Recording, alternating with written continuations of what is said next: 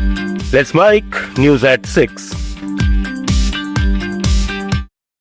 पश्चिम Asia में बढ़ते तनाव से भारत की अर्थव्यवस्था पर बड़ा खतरा मंडरा रहा है। वैश्विक रेटिंग एजेंसी मूडीज ने अपने ताज़ा अनुमान में भारत की वित्त वर्ष 2026-27 की जीडीपी वृद्धि दर घटाकर 6% कर दी है, जो पहले 6.8% थी।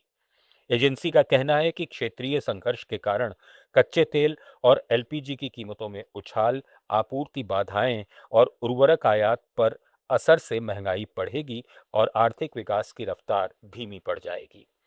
भारत पश्चिम एशिया से 55% कच्चा तेल और 90% से ज्यादा एलपीजी आयात करता है, जिससे परिवहन लागत और खाद्य महंगाई दोनों पर दबाव बढ़ेगा।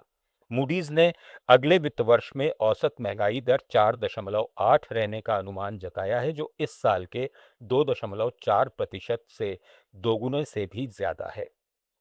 एजेंसी ने चेतावनी दी है कि लंबे समय तक चलने वाले इस संकट से निजी खपत, निवेश और औद्योगिक गतिविधियां प्रभावित होंगी। साथ ही सरकारी सब्सिडी का बोझ बढ़ने और चालू खाता घाटे के विस्तार से राजकोषीय दबाव भी बढ़ सकता है।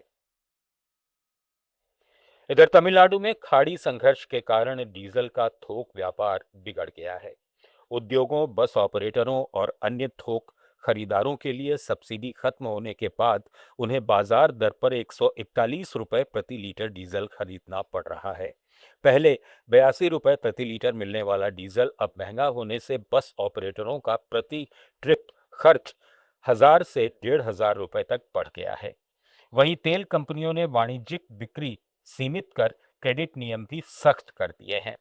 तमिलनाडु में औसतन रोजाना 4000 किलोलीटर डीजल बिकता है, लेकिन 25% डीलरों को कर्ज लेकर स्टॉक बनाए रखना पड़ रहा है, जिससे परिवहन और उद्योग क्षेत्र की लागत बढ़ रही है और अर्थव्यवस्था पर अतिरिक्त बोझ पड़ रहा है।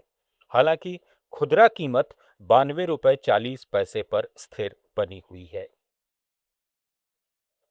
नागालैंड के दीमापुर सरकारी कॉलेज में वाणिज्य विभाग में राज्य कर विभाग के साथ मिलकर जीएसटी पर ओरिएंटेशन कार्यक्रम किया।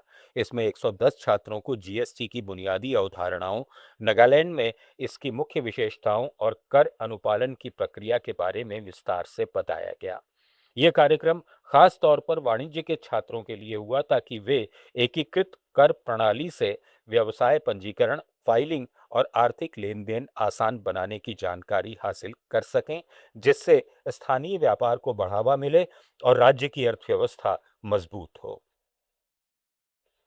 बेंगलुरु में नामा मेट्रो की किराया व्यवस्था को संतुलित करने की मांग तेज हो गई है। बेंगलुरु मेट्रो रेल कॉरपोरेशन को सलाह दी जा रही है कि जब तक मेट्रो की क्षमता पूरी तरह भरी नहीं जाती, तब तक किराया कम रखा जाए, लेकिन इसे घाटे में भी नहीं चलाया जाए। दिसंबर 2024 में फेयर फिक्सिंग कमेटी की सिफारिश पर किराया बढ़ाने के बाद जनता के विरोध के कारण इसे कम किया गया था। फिर फरवरी 2026 में दोबारा बढ़ाने का प्रयास भी रोकना पड़ा। वर्तमान में दैनिक सवारियां करीब 10 लाख के आसपास हैं, जबकि ऑपरेटिंग लागत, ब्याज और कर्ज चुकाने के बोझ से बेंगलुरु मेट्रो घाटे में है। विशेषज्ञों का कहना है कि किराया उचित स्तर पर रखने के लिए सरकार की सब्सिडी जरूरी है, जिससे आर्थिक रूप से ये व्यवस्था टिकाऊ बनी रहे। आंध्र प्रदेश सरकार रॉयल सीमा क्षेत्र को हॉर्टिकल्चर हब बनाने के लिए 40,000 करोड़ रुपए का बड़ा निवेश करेगी।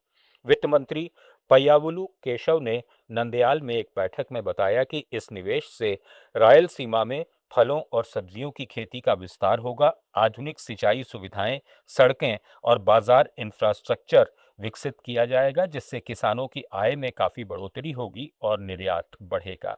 इस योजना से क्षेत्र की सूखा प्रभावित अर्थव्यवस्था को मजबूती मिलेगी, स्थानीय रोजगार के नए अवसर पैदा होंगे और रॉयल सीमा को वैश्विक स्तर पर हॉर्टिकल्चर प्रोडक्ट्स का प्रमुख केंद्र बनाया जाएगा। न्यूज एट 6 में फिलहाल इतना ही। जुड़े रहिए लेट्स माइक के साथ।